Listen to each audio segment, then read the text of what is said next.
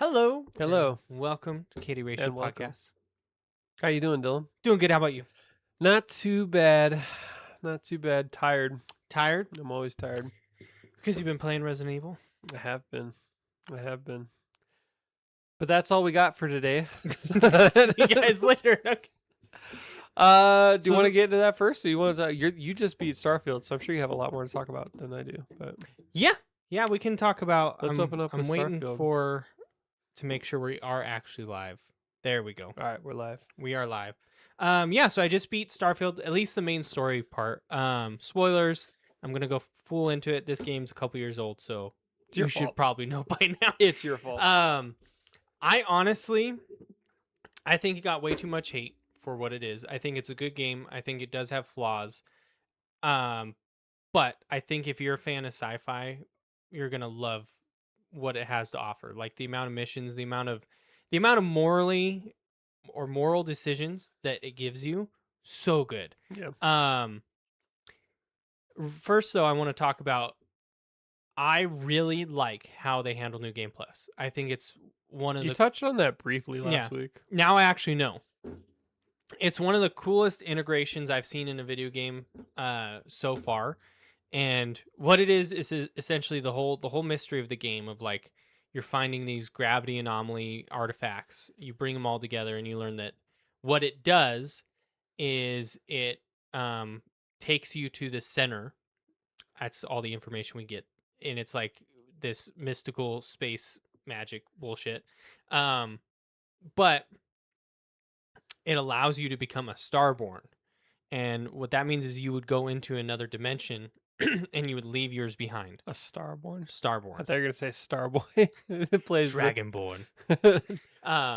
That would be cool if the credits had Starboy. I'm a motherfucking Starboy. That's what I thought. That was like Yeah, Weekend just shows up. Weekend they cameoed in say, hey. Starfield. So Starborn, literally though, Starborn, like Dragonborn, but Starborn. Mm-hmm. Okay. So, the reason I like it so much is it includes New Game Plus as part of the story reason, and it even adds content. So when you get to the point where you can enter the center and start and become a Billy grew hair. Yep. And a mustache. I was wondering. I didn't know who you were 100%. I need to be more. I need to be louder, and we have the energy levels are down like 50% when he's not here. Maybe like 75%. He carries this podcast. We're gonna be much more chill.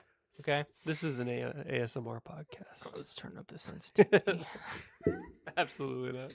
Hello. No. You don't have the voice for it, man. I know. There's you a guy. To either like get your voice blown out, or you need to smoke like chain smoke a bunch of cigarettes. Yeah, what did they call it? The gravel. Yeah, you need that gravel. That gravel. I couldn't even do it if I wanted to. My voice is so lame.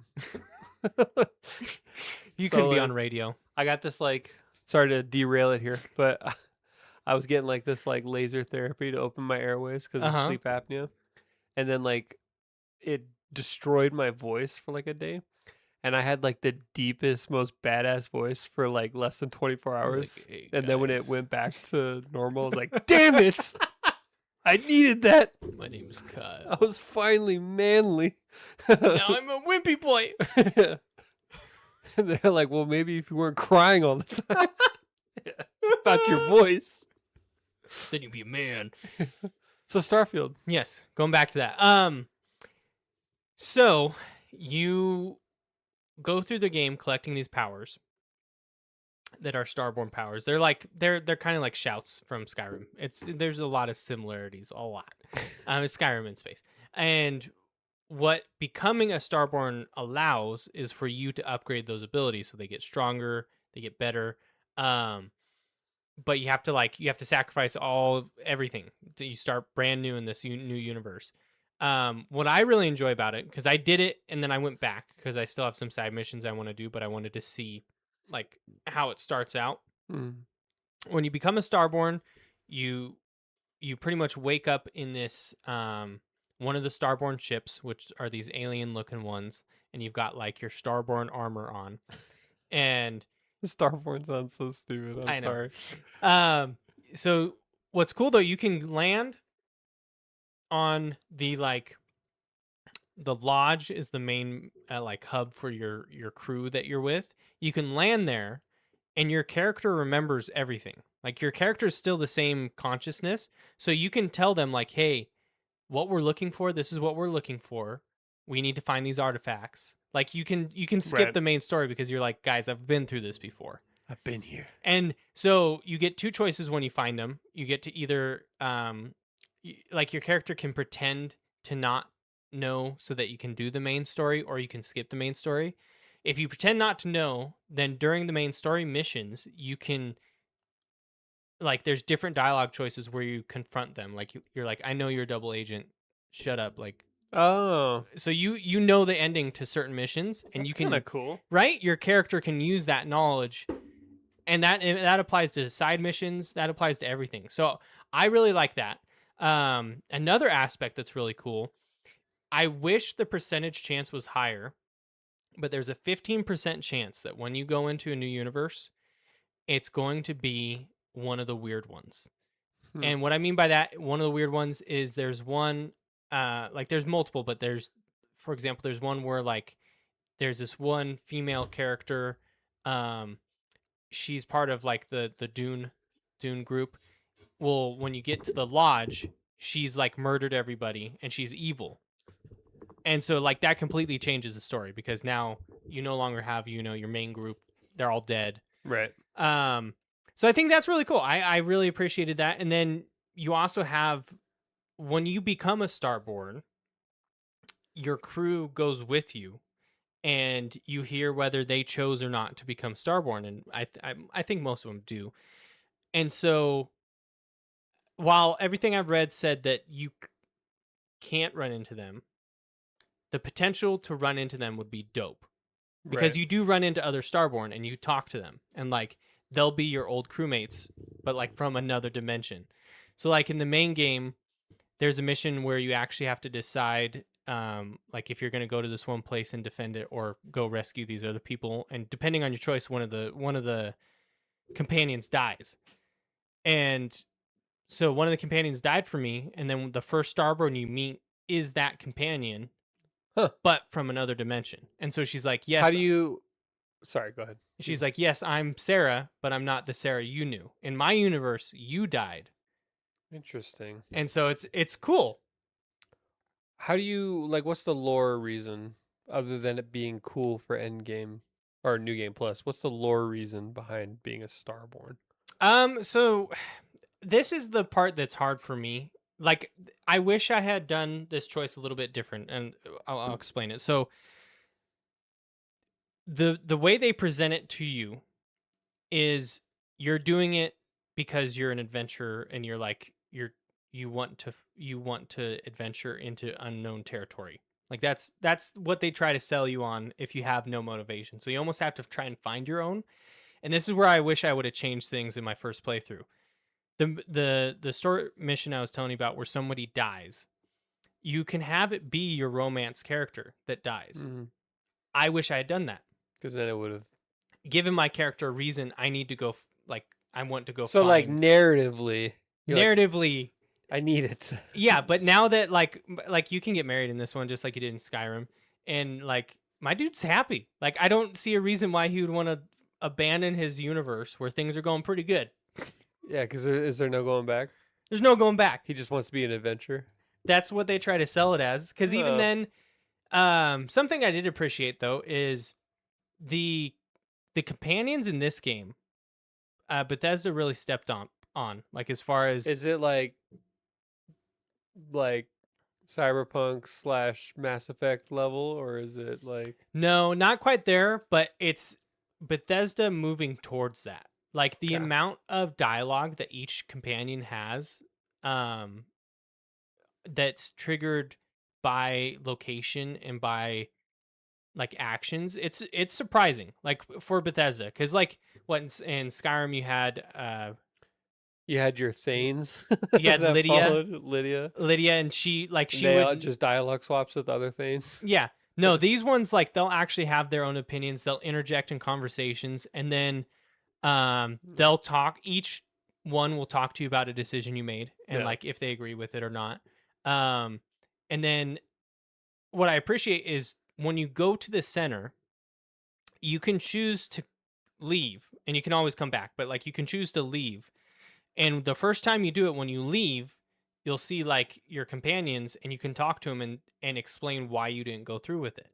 Yeah. And they'll agree with you. Like they'll talk to you and say, like I get it, like, but then they always throw in, but eventually you're gonna do it. And I know. And you're like, what the fuck? Who the hell are you? Maybe I won't. Yeah. Um so I really enjoyed that. I'm going to You can do another playthrough? Play it the way you want, or are you just gonna take a break? well, I need to finish my side missions. No. And then I almost want to wait.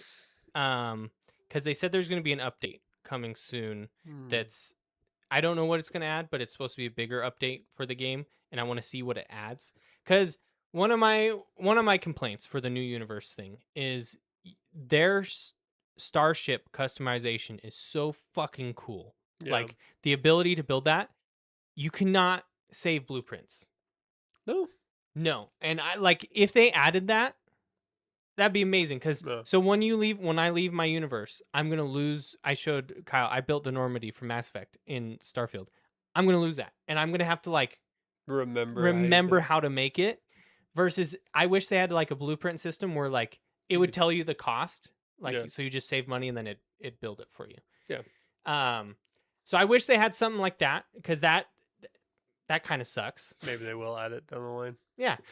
Maybe. I mean, it's been out for a while, but Bethesda's not really known for And they do have a DLC. quality of life patches. They have an expansion, which I'm thinking on getting because I'm really enjoying this one. Yeah. But it feels weird to buy a DLC for a Game Pass game. Yeah. Like I'm buying a DLC for a game I don't own. Yeah. I don't know. I'm still thinking on that one. As long as you play it, Right? I mean, I'm enjoying it. But I think I'll DLC do. costs more than the game. I think I'll do a couple new game pluses, and I might delve into like some basic mods of like there is a mod that increases the probability of it being a random universe to 50%. Oh. I think I'll do that just Yeah. because it would be fun. Because they did. Want to say there's like 10 or 12 of the unique universes Yeah. out there, and that's more content in the game. I think that's awesome. Yeah, I would rather play it like that. Yeah, have cool. it be totally different rather than this is the same universe I went through. And then the explanation of like why you want to keep doing new game plus is each time you go through, you level up your starborn powers. Yeah. So you want to keep getting more powerful. For what? Because you're the Starborn. Yeah. There's no reason why. Yeah. But I enjoyed it, and the moral dilemmas, I've run into a few good ones that have made me, probably since I'm trying to think of the last game where I've had to pause the game and I've had to sit there and be like, question it. For me, like, genuinely, the last game where I had to like question decisions, there's probably Baldur's Gate actually. Yeah, Baldur's Gate has some really good ones. Yeah. I'll give you one. I won't go on too long because it's a huge storyline. But if you are in the game, you run into this. You find out this war criminal is actually alive. It's basically the blacklist. Like where he's like providing the government names and stuff. Well, you learn that he's been orchestrating all these attacks on colonies of this like alien creature, but he did it so that the government took the threat seriously. And like he knew the whole time what caused these attacks, but he kept it secret, and he wanted to make it a big deal so that the government would try to cure it or try to solve it. And you get to choose whether to kill him or not. Yeah, I'd kill him. There's a lot more than that, but I know, I'm just kidding. Like that's an example of one, and I thought it was really well done because I when it comes to decisions like those, I love going on to like Reddit and seeing people discuss them because I find it so fascinating, different Yeah. opinions of what people think of characters. But definitely check it out, Kyle. I'd Yeah. recommend it, especially sci-fi fan like you, Yeah. like me. For sure. Really good. It's very heavily inspired by. I feel a lot of like Firefly in it, and a Yeah. lot of maybe The Expanse, and NASA's in it. Like the whole last couple missions, you go to NASA on Earth, and it's like a sponsorship for NASA. Yeah. I was like, how'd they swing that? They I, they got the license just got the somehow. license to use NASA in there. Yeah, and it's pretty Cool. crazy. You learn that NASA fucking killed the Earth. Damn.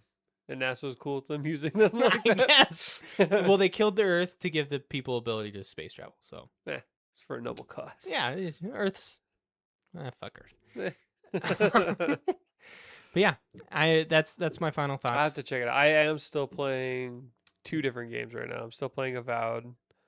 You still having fun with that one? I'm still having fun with it. All the Yeah? complaints that I had are still there. As far as like um the See, world not feeling lived in, I but would like say that real quick is so I haven't played Avowed yet, but Outer Worlds 2, mhm, I think Outer Worlds 2 gives you more like main quest direction than like Starfield. Like yeah, Outer Worlds 2 you have an actual mission. I mean this one you have a mission of discover the artifacts, but then yeah, it's kind of like, well you're an adventurer. Of course you're going to fucking leave all your friends and family behind. yeah, duh. Duh. And I haven't really given Outer Worlds 2 like a fair shake yet. I played it for a grand total of like maybe 20 minutes, and then something happened at that time that took me away from it. uh-huh. Eventually I will go and I will like put some time into it. But I really liked Outer Worlds 1. And I beat that game multiple times. It really isn't that big of a commitment because it's not a massive No. game. So like it's pretty easy. But I really like the companions in Outer Worlds. I love the progression system. I liked the idea that like the degression system as well in Outer Worlds. Like I like the idea of like if you fall a lot, then you can like Get the permanently, flaw. yeah, you get like a flaw that will give you some increase, but it takes something away. Like There's I like that kind of thing. It is there's this fun. one in number 2 that my friend Malachi got where if you sneak around so much, you get the flaws where your knees will pop every time you crouch, but you move faster when you're crouched. That was funny. Like I liked some of the silly things like that Outer Worlds 1 did. Like the at the end when you have to like skip jump uh the the ship, and if your character's not smart enough, you get a game like you get the credit scene because you just fly the ship into the sun because you can't properly like navigate Know how to a skip jump. path. Yeah, so like you literally will fly it into the sun, you and all your crew dies, and then the credits roll and the game ends. I like just random like I like that they put stuff like that Yeah. in there. And Avowed is not nearly as silly Okay. as A bit that. more serious. It's a bit more serious, but it's still got kind of that Obsidian kind of comedy. comedy that it's had.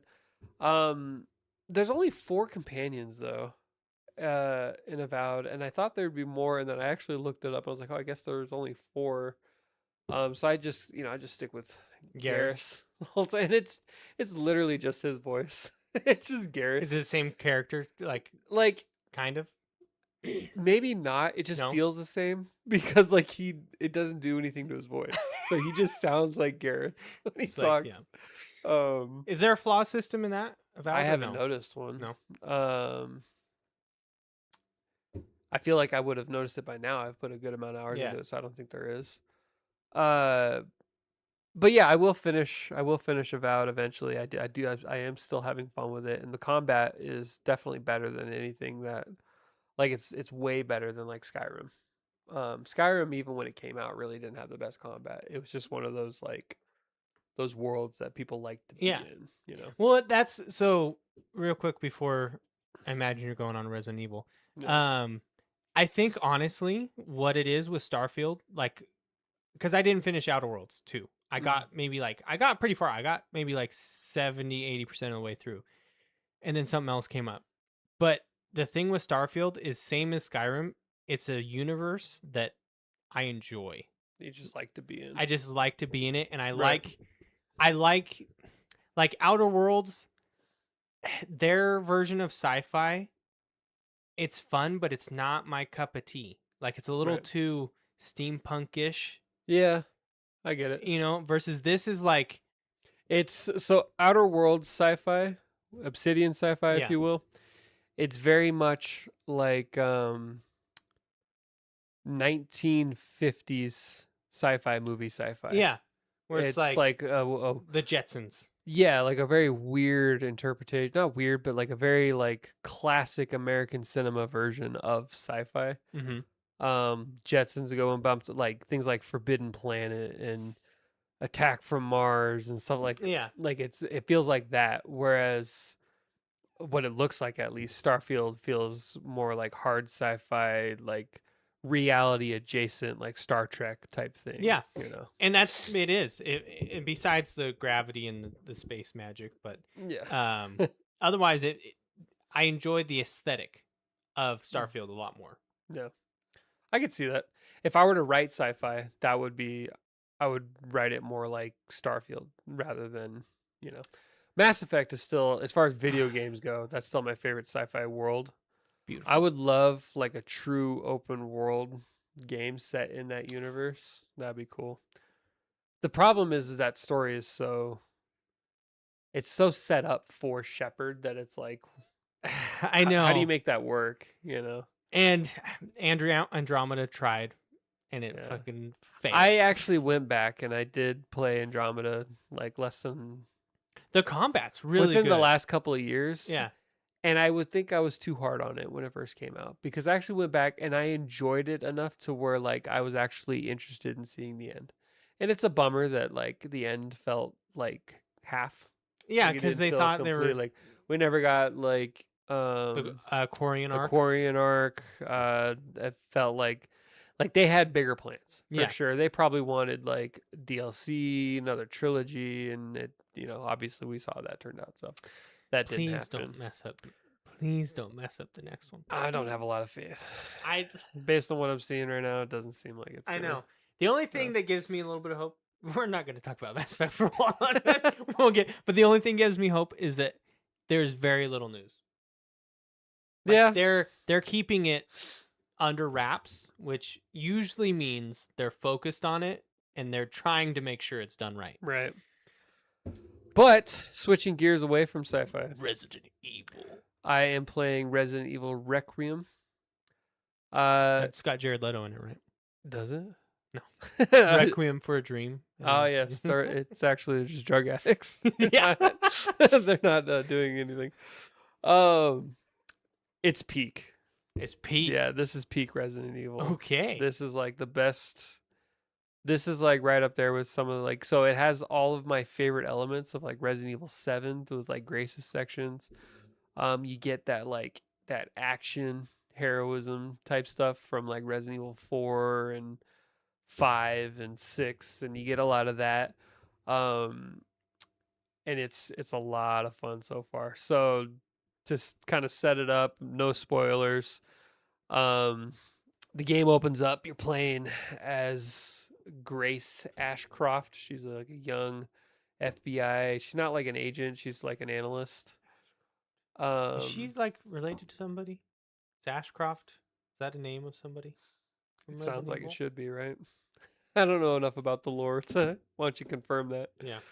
But when you play as her sections, it feels very like Ethan in Resident Evil 7 type feeling. Like it's pure horror. It's done really well. I love that type of that feeling that you get. Resident Evil 7 was my favorite Resident Evil for a long time because of that. And then you also play as Leon. And it's like it's everything that you'd want out of that. You get like the badass Leon and making the the quips and getting in chainsaw battles with bosses and yeah, he's being all emo and shit. And it's really good. Puzzles are good. It's entertaining. The level design, sort of what they've kind of been known for a while now. It's same type of thing. It's like a kind of a super contained open. I say open world loosely. It's not like a world. It's just like Open an area. open area. Yeah. Um, you're like in like this insane asylum. So it's very it like it feels like if you've played Resident Evil 2 remake or 3 or 4 or even the 7 and 8, it's gonna feel like familiar territory for sure. It's to the point where like I know what the game wants from me when Uh-huh. I'm playing. Like I know what I should be looking for. Like I know like puzzles. You're like, oh, this is a I'm puzzle. like, oh, this I know exactly what I need to Yeah. do. Like it just so it's definitely familiar territory. But even my wife, who is watching me play, she's watched me play like all the other ones too. And like last night, I was like, "Where am I supposed to go?" And she's like, "Oh, look at that, that trinket or whatever." And I was like, "Oh, I didn't even think about that." And I looked, and it like opened up, and there was like a key or whatever in it. You're like, oh. She even like just watching me play, she knows the types of things that like she should be. So like, if you're looking for something that's like breaking new ground, I don't know if it's really gonna give you that, but it's gonna deliver phenomenally on like what you want out of a Resident Evil experience. And then there's all the memes, with Leon and Daddy's home. technically the game is I could really see RE Engine, which is like their own proprietary engine. It's like literally stands for like Resident Evil Engine. Yeah. It can compete with Unreal 5 for sure.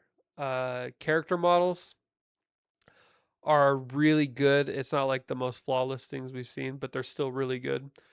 But environments, there's something about like lighting and like inanimate objects that they have down to a They've science. nailed. Like when you're playing, especially if you look on like PC, like top of the line, like graphics cards and stuff, when you look at it, the environments look so photorealistic that it's almost unnerving. Like, because the character model looks like a game character in like a real world. And when you're playing, it's like it almost throws you off. Huh. Like that's how good it looks. To the point where like you like start questioning and you're like, is that just a real photo in the background? Or like, and you're like, no, that's definitely the engine. Are they using green screen? Yeah, they green screening the characters into there.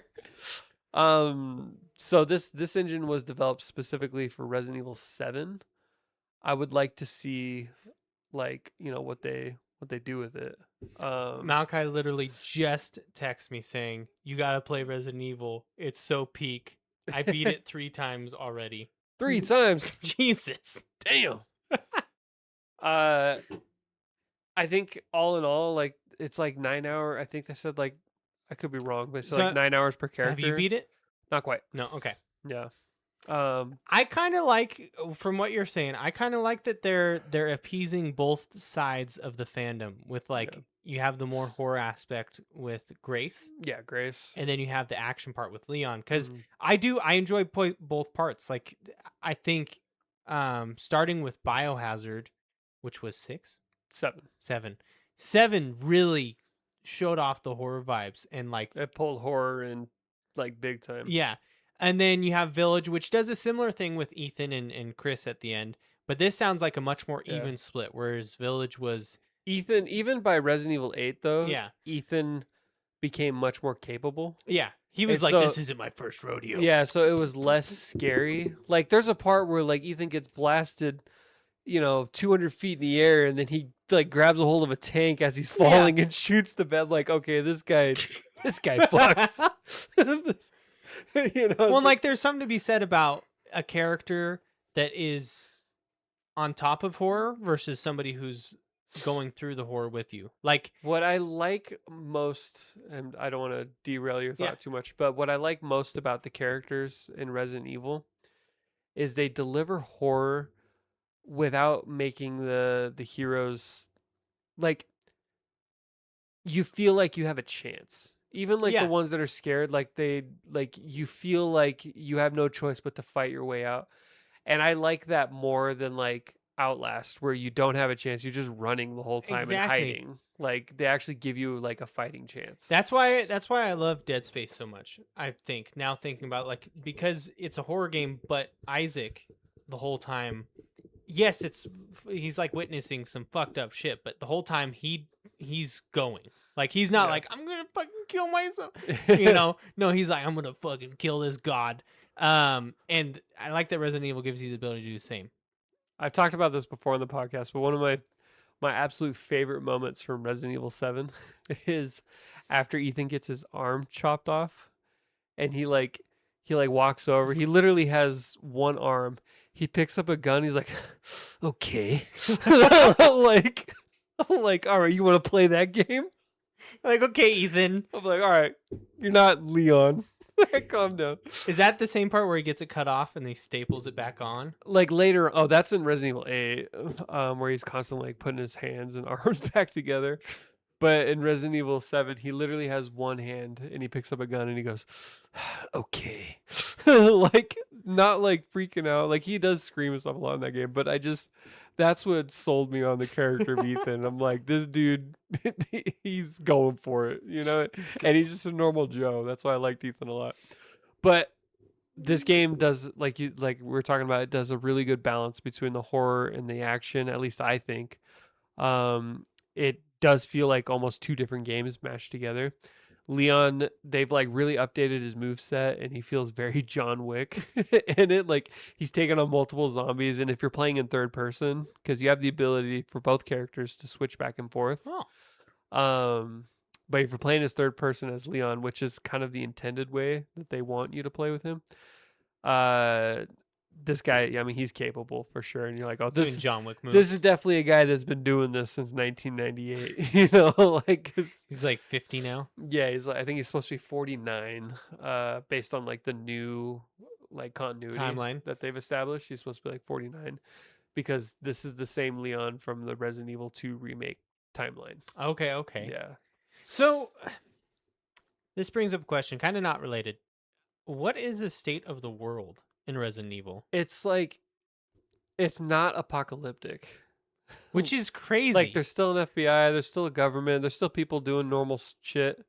And there's just small outbreaks of zombies every now and again. Every now and then a city just collapses, you know? And like, or they go to some creepy European city. Yeah. That like they basically in every Resident Evil game, like bioweapons and zombies and all this kind of stuff, it exists. But like people have a pretty good handle on keeping it under control for the most part. So you mean there's people working at there's Papa John's? Yeah, there's like people like in the very very opening of the game, you're working for the FBI and you're walking through and there's like street vendors like selling magazines and shit. It's not the apocalypse. There's apocalyptic things that happen, but it's all like contained. There's it's what is stars? Is that did that get like by this time of the game, Leon's working for an agency called DOS. DOS, Department of Security. I don't know. Something. I actually don't even know. I missed what it stood for. Department of Stuff. And you know, Chris has probably got like an army or something somewhere. You know, Captain Redfield. Maybe. Captain Redfield. I don't know what Claire and all them are up to, doing something. Ada, just out there. It's out there, Ada-ing around, fucking people over, fighting them, shooting them, maybe. Making Leon chaser. Keep chasing me, Leon. But if you've played any of the Resident Evils in the past, or if you are just kind of into the puzzle / horror action game genre, which if you are, you should have probably played Resident Evil before this point. It's going to deliver everything you want out of it. So it's a good game. I have a question. Because it's Resident Evil Requiem. Yeah. Does that mean so it's not like a main number title? It's 9. It is 9. It is 9. Okay. The Q in Requiem makes a 9. Just like the Biohazard, there's like somewhere that makes an 8. Well, Village was... Or Biohazard was 7. Village was... ILL. So this is the official 9th title in the series. Okay. Yeah. Because I was thinking for a second because I didn't see the 9. I thought it was maybe like a smaller experience, but no. Yeah. No, this is a full game. This is like a full release. Um and yeah, I mean I'm sure that there'll be some kind of cool DLC that comes out at some point. Did Village have DLC? Yeah, he played as Ethan's daughter. You remember that? Maybe you didn't play it. I don't think I played it. Shoot. Yeah, it had a pretty big one too, where you played as Ethan's daughter, and she had like mold powers.